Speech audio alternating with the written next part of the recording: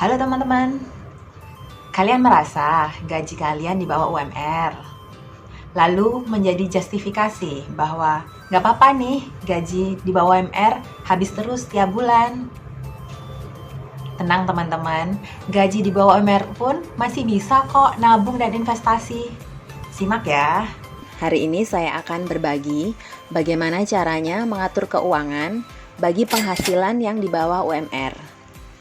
Saya memakai contoh penghasilan adik saya yaitu sekitar 2 juta per bulan. Tentunya besaran UMR ini tergantung daerah ya teman-teman. Kebetulan UMR di daerah kami sekitar 4 juta. Adik saya ini single, 26 tahun dan masih tinggal dengan orang tua saya.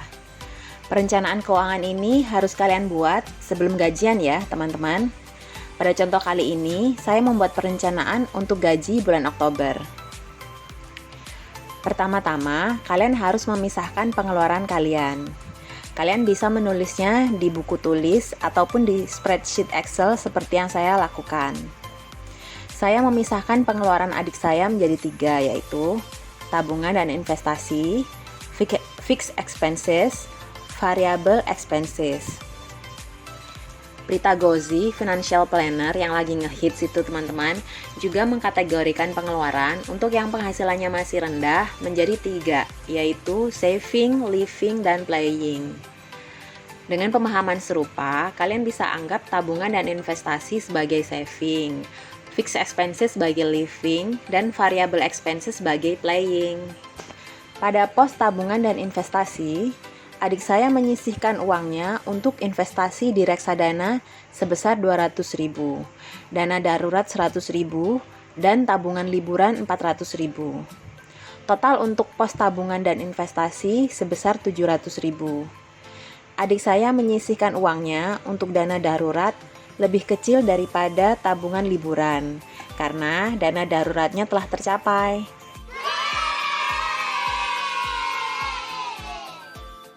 Jadi saat ini dia mau menabung untuk liburan yang entah kapan terlaksananya di tengah pandemi corona gini. Selanjutnya yaitu pos fixed expenses. Fixed expenses yaitu biaya yang selalu akan kalian keluarkan tiap bulan yang nilainya selalu tetap. Adik saya menyisihkan uangnya pada pos fixed expenses antara lain yaitu untuk kebutuhan asuransi. Asuransi ini ada 2 yang dia bayarkan, asuransi kesehatan BPJS kelas 2 dengan premi 100.000 per bulan, dan asuransi jiwa dengan premi 111.000 per bulan, dengan uang pertanggungan sampai dengan 500 juta. Semakin mudah kalian mendaftar asuransi jiwa, semakin kecil preminya teman-teman. Selain itu, adik saya juga menyiapkan untuk dana pensiunnya dengan mengikuti program tabungan pensiun pada salah satu bank di Indonesia. Dia menyisihkan 250.000 per bulan untuk dana pensiunnya. Sebenarnya nilainya tidak harus fix 250.000.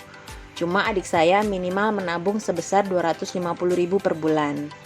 Dan sebulan juga bisa menyetor beberapa kali. Enaknya, dana pensiun ini tidak ada uang administrasi. Tapi kalian juga tidak bisa mengambilnya sampai masa pensiun kalian tiba. Perlu kalian ketahui, bank-bank besar di Indonesia umumnya menyediakan tabungan dana pensiun, yaitu dana pensiun lembaga keuangan atau disingkat DPLK.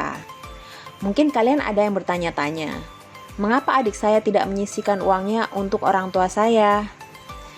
Menurut pandangan saya dan adik saya, lebih baik adik saya mendaftar asuransi kesehatan dan jiwa daripada nanti ketika sakit malah merepotkan orang tua pada kondisi gaji di bawah UMR seperti adik saya. Saya juga berpikir lebih baik dia menyisihkan uangnya untuk tabungan pensiunnya karena tempat kerjanya yang sekarang tidak membayar untuk pensiunnya dan asuransi kesehatannya.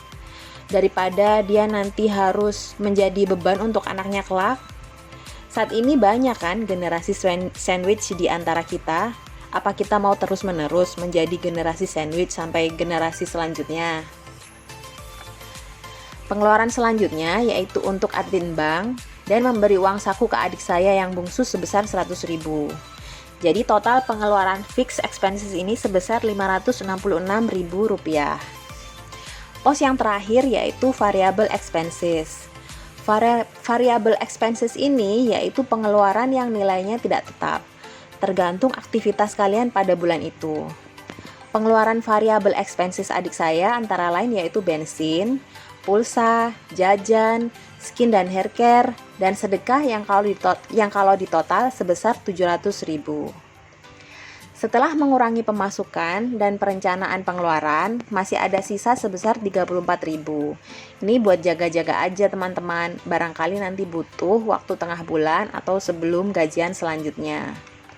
Kalau saya perhatikan, adik saya ini membagi uangnya menjadi sepertiga bagian yang hampir sama besar pada setiap pos pengeluaran saving, living, dan playing, yaitu sekitar Rp700.000. Hal selanjutnya yang harus kalian lakukan adalah membuat variable expenses tracker. Berbeda dengan perencanaan keuangan di sebelah kiri ini yang kalian rencanakan sebelum gajian bulan Oktober, variable expenses tracker harus kalian tulis setelah kalian menjalani pengeluaran pada bulan Oktober. Karena kalau nggak ditulis, nanti keluarnya juga nggak karu-karuan, mengalir seperti air teman-teman uang kalian. Namanya juga variable expenses, yaitu pengeluaran yang tidak tentu nominalnya, tergantung kegiatan kalian. Maka dari itu, kalian harus menulis pengeluaran harian khusus untuk variable expenses lewat tabel ini. Selain itu, kalian juga harus mengkategorikan pengeluaran harian kalian pada rencana variable expenses yang telah kalian buat. Supaya lebih eye-catching, kategori ini bisa kalian warnai. Misal bensin saya beri warna hijau, pulsa ungu, dan seterusnya. Fungsinya pengkategorian ini supaya kalian tahu realisasi tiap kategori. Dan menghitung realisasi tiap kategori ini jangan nunggu akhir bulan ya. Paling tidak, seminggu sekali kalian harus menulis realisasi variable expenses ini.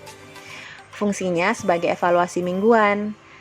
Masih dalam budget nggak sih ini kategori pengeluaran dalam seminggu ini? Kalau kalian cuma menulis variable expenses kalian tanpa ada evaluasi mingguan, bisa-bisa di akhir bulan kalian baru nyadar kalau duit kalian mungkin nggak cukup untuk digunakan sampai gajian selanjutnya. Selain itu, evaluasi pengeluaran tiap minggu meminimalisir kelebihan pengeluaran pada akhir bulan. Saya contohkan di sini realisasi pada minggu pertama Oktober 2020. Saya anggap minggu pertama Oktober dari tanggal 1 sampai tanggal 10. Jadi, pengeluaran hingga tanggal 10 saya kategorikan pada minggu pertama. Bensin 45.000, pulsa 50.000, jajan 168.500, skin dan hair care 75.000, sehingga total pengeluaran pada minggu 1 Oktober sebesar Rp305.000. Harusnya ini kalian sudah waspada karena minggu pertama sudah keluar sekitar 300 ribuan dari total 700.000 rencana variable expenses kalian. Selanjutnya, pengeluaran pada minggu kedua adalah total pengeluaran dari minggu pertama hingga minggu kedua. Jadi kumulatif ya teman-teman. Saya anggap mulai dari tanggal 1 hingga 17 Oktober. Jadi pengeluaran minggu 1 saya tambahkan pengeluaran yang terjadi pada minggu 2. Total kategori untuk bensin sebesar 65.000, pulsa tetap 50.000 karena nggak ada beli-beli lagi. Jajan 168.500, skin dan hair care juga tetap 75.000, dan sedekah sebesar 22.000.